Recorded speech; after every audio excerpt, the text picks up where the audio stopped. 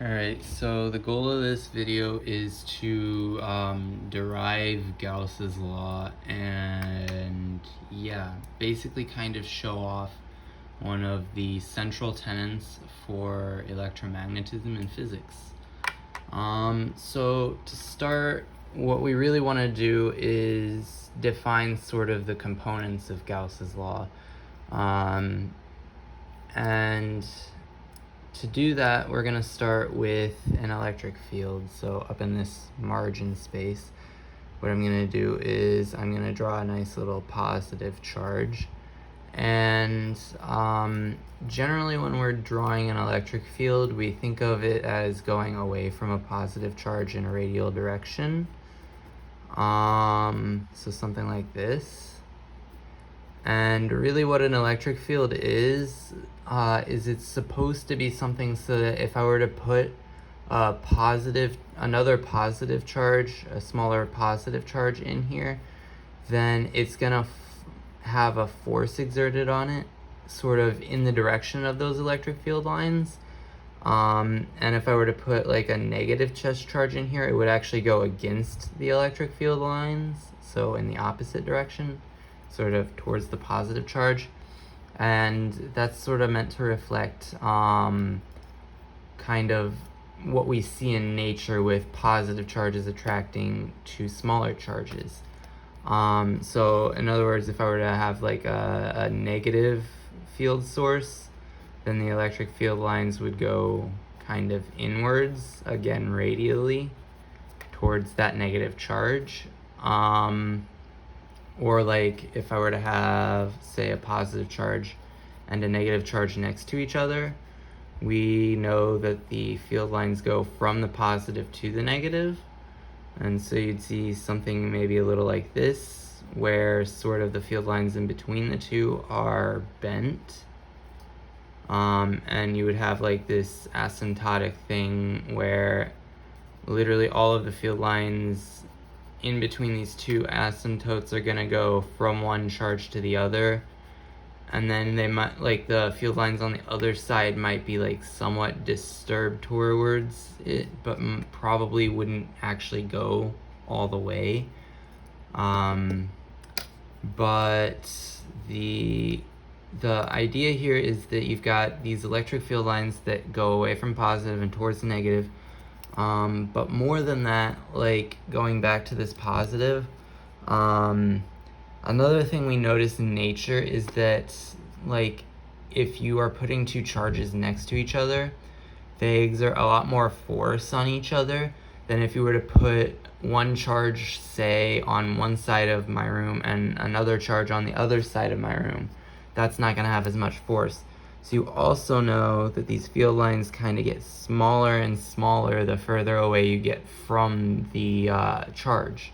In this case, it's a proton. In that case, it's an electron, for instance. And so what we would like is a mathematical expression to sort of sum this all up. And so what we can say here is that well, first we need to think of a way to kind of define a magnitude for an electric field. And one way we can sort of do that is using the idea of flux. And in particular, this is because basically, so a little review from multivariable calculus. If you have some 3D surface, I'm drawing my axes, and then let's say that my surface looks a little something like this, and I kind of like have a vector field where we'll just kind of draw the vectors embedded in the surface. Then what I define as flux is sort of, in a sense, the total magnitude of these field lines that go through the surface. And so, like, we generally viewed the surface as being parametrized by, you know, some function in the UV plane, and then we translate that into the X, Y, Z plane. using, you know, some like function that looks something like x equals f of uv, y equals g of uv, z equals h of uv, right? So we kind of defined this surface here as being these three functions that map some parametrized region R in the UV plane to a 3D plane. And that really is central to a lot of vector calculus, is this idea of parametrizing a surface. And then in order to find flux, what we basically said is that this flux is equal sort of to, if that's vector field is denoted as F, then that flux is sort of equal to F dot dA, where the dA vector, what that really is like the area, the change in area perpendicular to the surface though, and how we generally define that in multivar is something like du cross dv,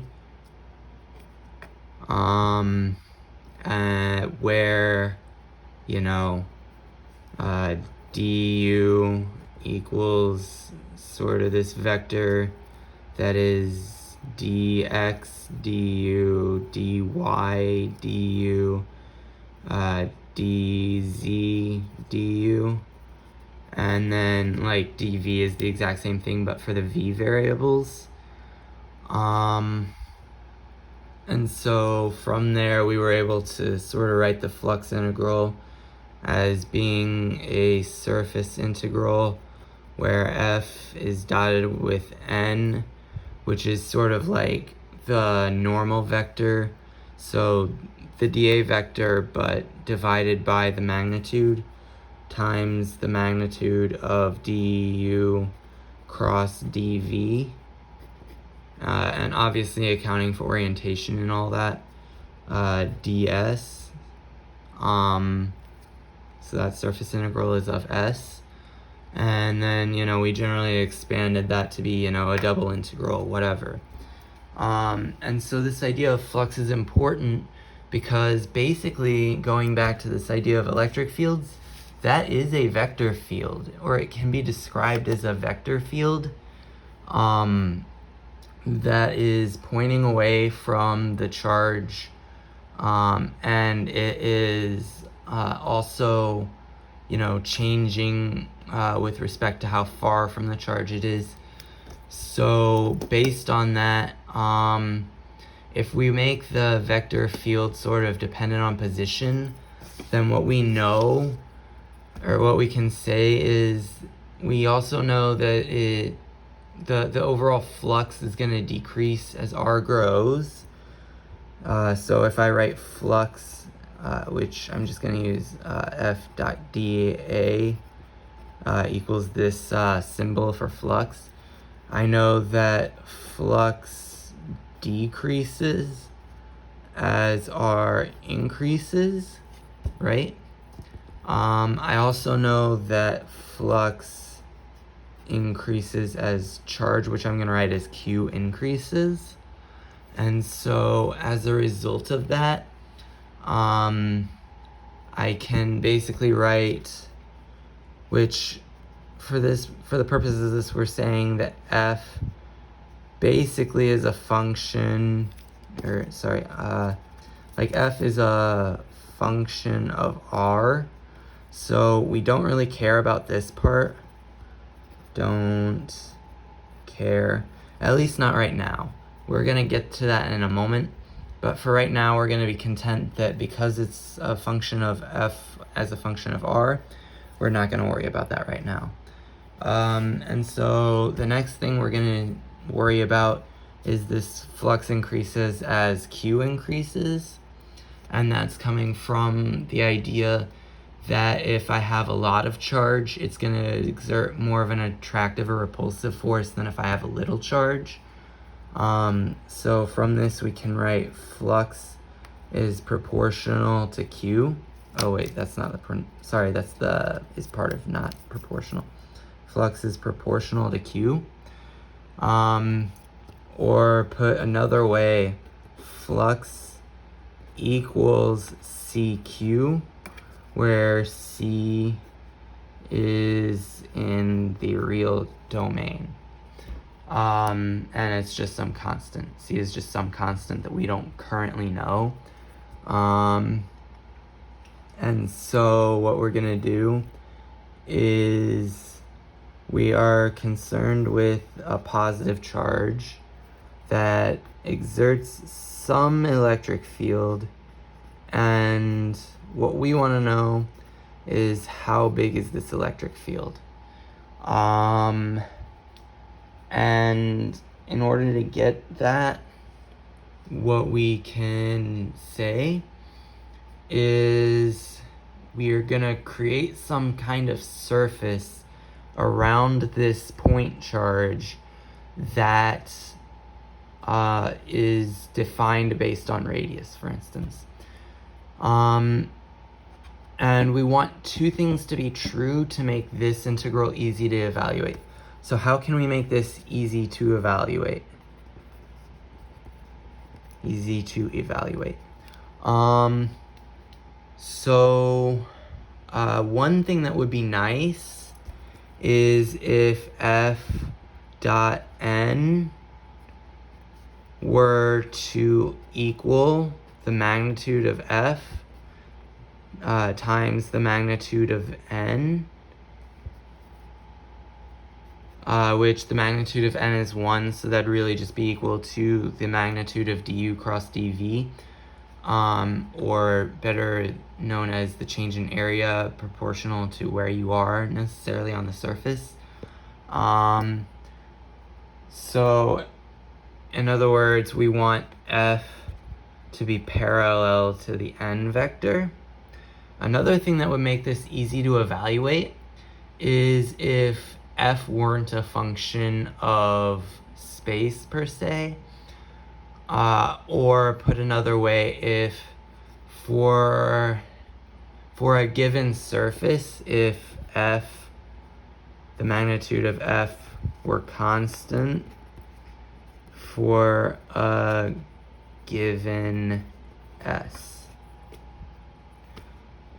And so going back to the point charge and evaluating its electric field, what we really want is we want some surface such that the normal vectors of that surface are parallel to the electric field lines. And we also want a surface such that at any point on that given surface, the electric field is constant.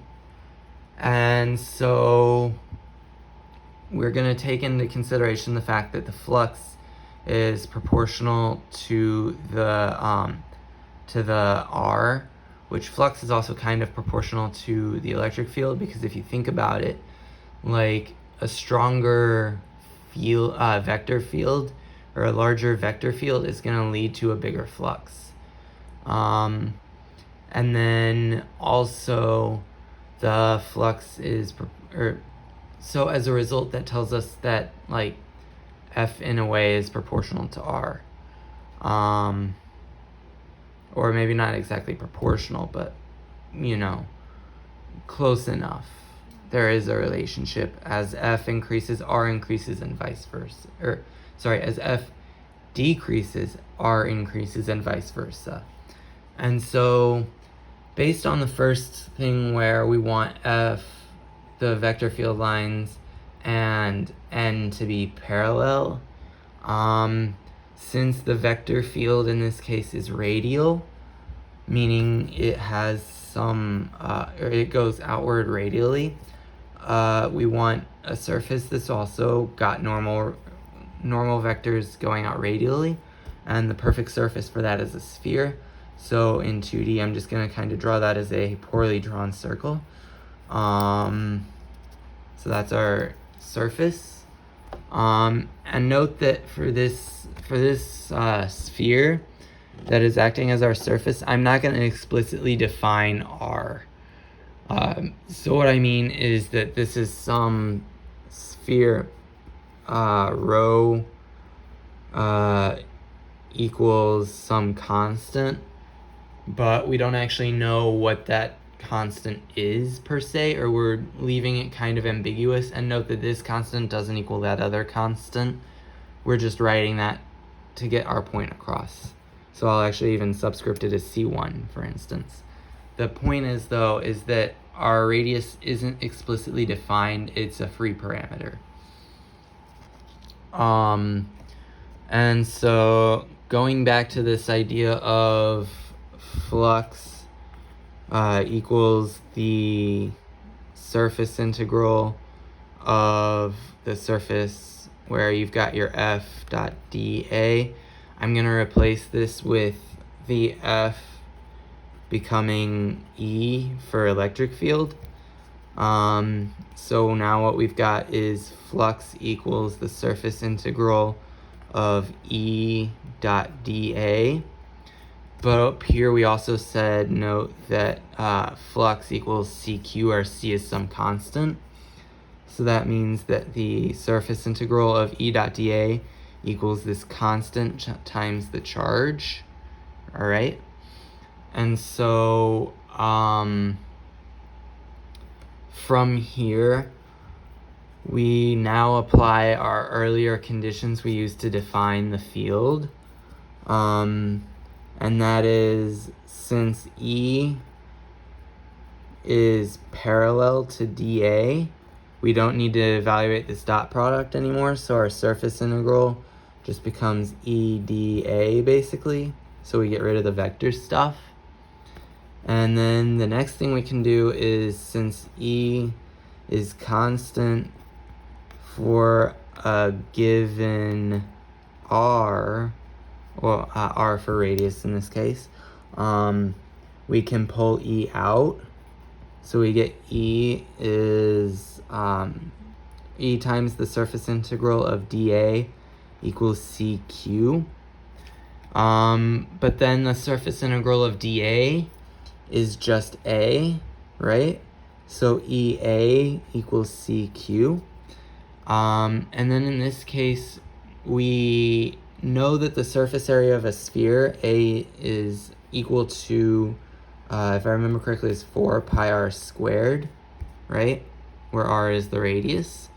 And so we sub that in, and we get E times 4 pi r squared equals CQ. And so as our kind of last act, what we're going to do is we're going to say that the electric field is equal to some constant times the charge divided by 4 pi r squared. And so really what that's telling us is that the electric field decays as a function of 1 over r squared. So the last thing I sort of wanted to show is what is C. And in order to get that, what I want to consider is, if I were to put another positive charge here, what that force would be. I don't remember if you've seen Coulomb's law or not at any point, but basically Coulomb's law states, and it's really similar to the law for gravitation, where I'll write the gravitation law first. For gravitation, is F is equal to G times mass 1 times mass 2 divided by the radius between them squared. That's sort of Newton's law for gravitation. In this case, so I'll say Fg.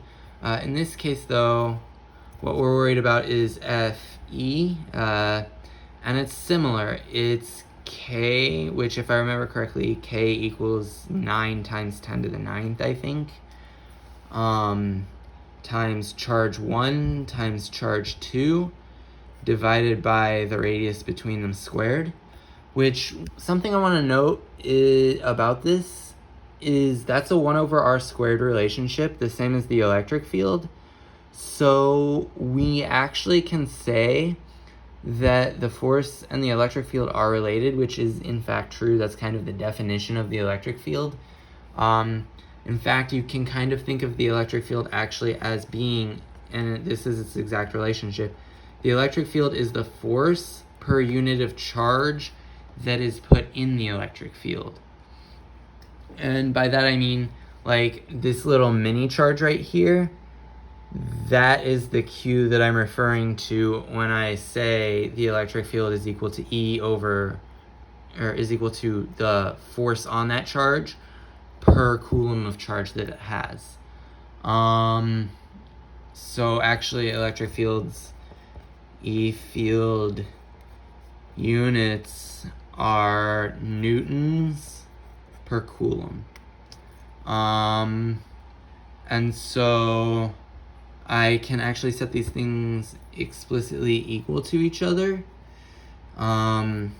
So we have already set that in motion. So C Q, which I'm gonna, for dividing this Q, I'm referring to Q2 in this case, and then I'm just gonna drop the subscript for 1. So CQ over 4 pi r squared equals KQ over r squared, right? The Q over r squareds cancel, and you're left with C over 4 pi equals K. And then that means C equals 4 pi K, where again K equals 9 times 10 to the 9th. And if I remember correctly, like the actual form for Gauss's law is the surface integral of E dot dA is equal to the enclosed charge divided by epsilon naught. And in this case, we know that epsilon naught equals 1 over c essentially. And so that means that epsilon naught equals 1 over 4 pi k. All right. And then, so that is basically Gauss's law. And something else I want to point out is that the reason that this is Q enclosed is because, going back to this sort of idea of a surface, so let's draw another electric field sort of thing, right? Except this time, let's sort of draw our spherical surface, which, keep in mind that this is a sphere, it's not an actual circle, because in 3D space you've also got vectors coming out of the page, like towards you, and going into the page away from you. That's important to not forget. But let's say we've got another positive charge out here. The thing is, though, is that, like, that charge coming is going to go in, but it's also going to come out. And as a general rule, you can kind of, like, tweak the radius of the electric field so that, like, it could be small enough that, you know, the difference is negligible. So, like, the magnitude of this vector up here is equal to the magnitude, which I'm going to put V1 for that one, is equal to that. So you could basically get that kind of a relationship if you make the radius small enough for r small enough. And because of that, the charges outside don't contribute to the electric fields, or to this particular electric field, or at least the electric field of that charge. It can contribute to creating bizarre electric fields, but generally speaking, that's beyond an introductory level electromagnetism class. So yeah.